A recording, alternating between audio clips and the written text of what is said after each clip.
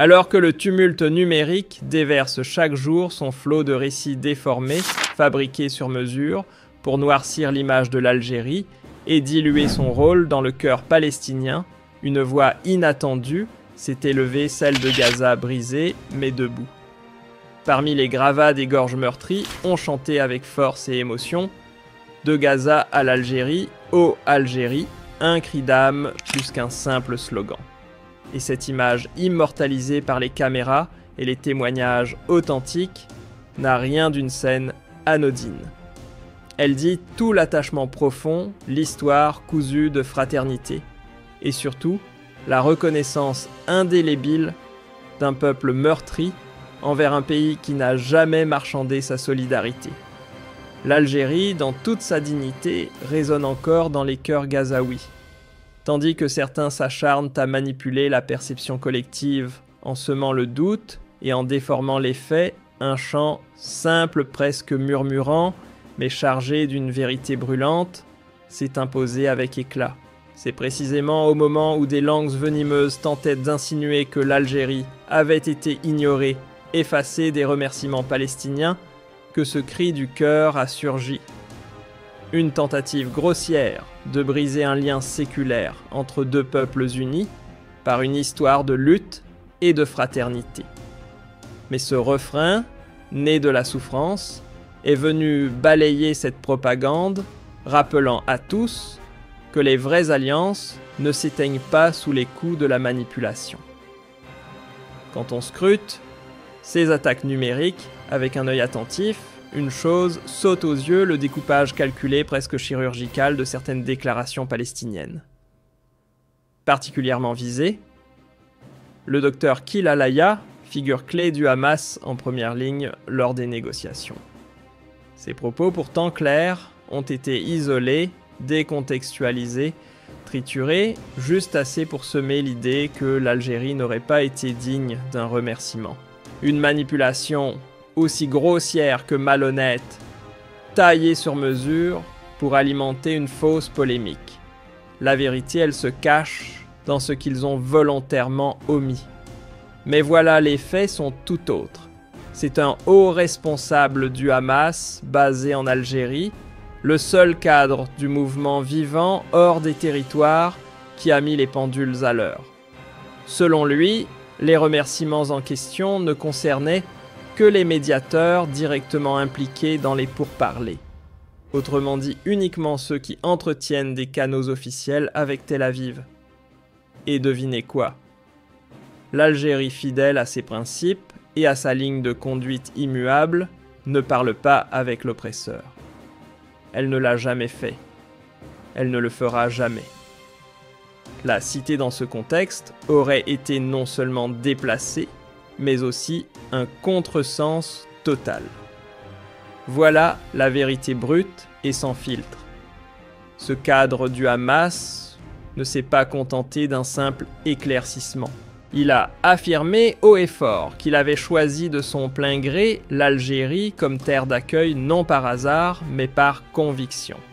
Parce qu'il connaît la noblesse de ce peuple et qu'il reconnaît sans détour la sincérité d'un État qui ne joue pas à la politique du paraître.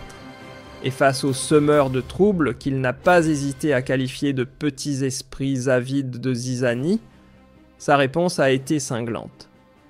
Il a martelé que l'Algérie ne se quémande pas une place dans le cœur des Palestiniens, elle y est depuis toujours. Et aucun fils ou fille de la Palestine digne de ce nom n'osera nier cette évidence. Ce n'est pas à travers les discours ou les flatteries publiques que se mesure le soutien de l'Algérie à la Palestine, mais dans la continuité d'un engagement sans faille, inscrit dans l'histoire comme dans les actes.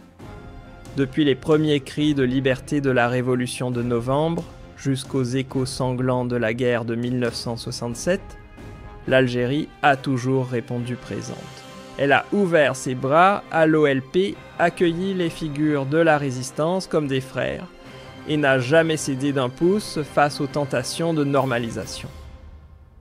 Sur toutes les scènes internationales, à l'Union africaine, aux Nations Unies, au sein du mouvement des non-alignés, la voix de l'Algérie s'est élevée ferme et fidèle pour défendre la Palestine sans condition.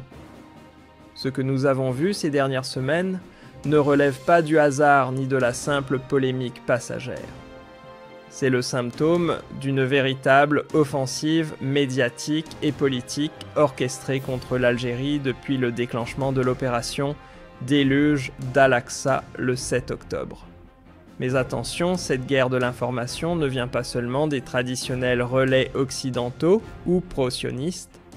Elle s'infiltre discrètement ou parfois volontairement jusque dans certaines sphères arabes et islamiques.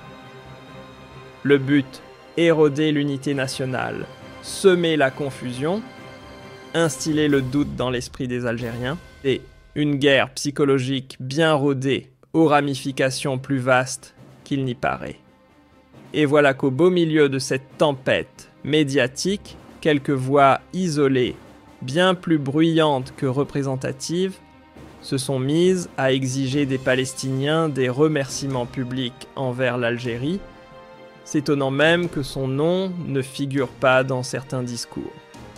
Une attitude que certains analystes n'ont pas hésité à qualifier avec un brin de sarcasme de mentalité jalouse, en quête d'approbation, une sorte de vanité étrangère à l'ADN politique algérien. Car oui, depuis son indépendance, l'Algérie ne milite pas pour récolter des applaudissements. Elle défend les causes justes, notamment celles du peuple palestinien, sans conditions, sans calcul et sans attendre de médailles. L'éthique, ce n'est pas du marketing. Ce que défend l'Algérie, ce ne sont ni des intérêts bien placés, ni un besoin d'apparaître sous les projecteurs. Ce qu'elle défend, c'est un principe. Un vrai. Celui de la justice. La Palestine, pour elle, n'est pas un outil de stratégie diplomatique, encore moins une carte à abattre sur l'échiquier des alliances. C'est une cause de cœur, une fidélité enracinée. Le docteur Khil Al-Hayya ne s'y est pas trompé. Il a rappelé que demander des remerciements à l'Algérie, c'est ne rien comprendre à l'essence même de sa démarche. Et n'oublions pas, Alger a toujours affirmé son soutien à la Palestine, dans ses forces, comme dans ses faiblesses, dans ses erreurs, comme dans ses victoires. Parce que son combat n'est pas pour une faction, mais contre l'occupation. Point final. Dans les faits, loin des micros et des projecteurs, l'Algérie s'est engagée dès les premières heures de l'agression contre Gaza avec une solidarité concrète tangible, grâce à l'association El Baraka au Croissant Rouge algérien et à une mobilisation populaire impressionnante des convois d'aide humanitaire, ont franchi les frontières pour atteindre Rafah. Pendant ce temps-là, certains pays, adeptes de la normalisation visiblement soucieux de redorer leur image, se contentaient de gestes symboliques bien en deçà de l'ampleur de l'action algérienne. Mais fidèle à sa ligne Alger, n'a ni crié victoire, ni exigé de reconnaissance. Elle a agi sans tapage, sans marchandage, comme elle l'a toujours fait par principe. Un détail ne trompe pas plus, les positions diplomatiques de l'Algérie gagnent du terrain à l'ONU et au sein de l'Union africaine, plus les campagnes de désinformation s'intensifient. Car oui, Alger, en défendant la Palestine avec une constance dérangeante, a mis mal à l'aise plus d'un régime accommodant, voire complice, avec l'occupant. Et face à cette voix, qui refuse les compromis, certains acteurs internationaux, visiblement agacés, ont préféré riposter dans l'arène numérique. Leur arme amplifiée à outrance, une pseudo-affaire de non-remerciement, comme si le silence diplomatique était plus menaçant qu'un vote contre l'injustice. Ridicule, mais bien organisé. Ce schéma, on le connaît par cœur. Il rappelle les vieilles ficelles coloniales, utilisées jadis par la France pour tenter d'affaiblir l'autonomie décisionnelle de l'Algérie. Il fait aussi écho à ces opérations de communication bien huilées, venues du Maroc, cherchant à briller dans les médias occidentaux comme le nouveau champion du monde arabe, à la place d'Alger. Mais pendant que ces scénarios se jouaient sur les écrans et dans les coulisses numériques, c'est la rue Gazaoui qui a tranché sans débat, sans discours, avec sa voix et avec son drapeau. Et parfois, un chant entonné sous les bombes vaut plus que 1000 communiqués diplomatiques. Sans qu'on ne leur demande rien, les rues de Gaza se sont mises à vibrer aux couleurs de l'Algérie. Des voix brisées par la guerre ont entonné des chants en son honneur, des mains usées par la survie ont levé haut son drapeau. Un geste pur, sans calcul, 1000 fois plus fort que tous les communiqués officiels alignés sur du papier glacé. Car les peuples, eux, n'oublient jamais qui les a épaulés quand le monde fermait les yeux. Ils n'ont pas besoin de podium ni de micro pour dire merci. Ils parlent avec ce qu'ils ont de plus vrai, le cœur et la voix. C'est justement parce qu'elle dérange qu'on cherche à la fissurer, la relation entre l'Algérie et la Palestine ne tremble pas devant les coups de boutoir médiatiques ou les petites manœuvres de division. Elle ne s'est jamais construite sur des échanges diplomatiques calculés ou des campagnes de visibilité. Non, elle s'ancre dans une fraternité forgée au feu du combat et dans des valeurs qui ne se négocient pas. Alors, au lieu de s'émouvoir des polémiques fabriquées, remettons les choses à leur place. Ce que nous venons de vivre, c'est une tentative grossière pour tester la solidité du peuple algérien. Et spoiler, il tient bon.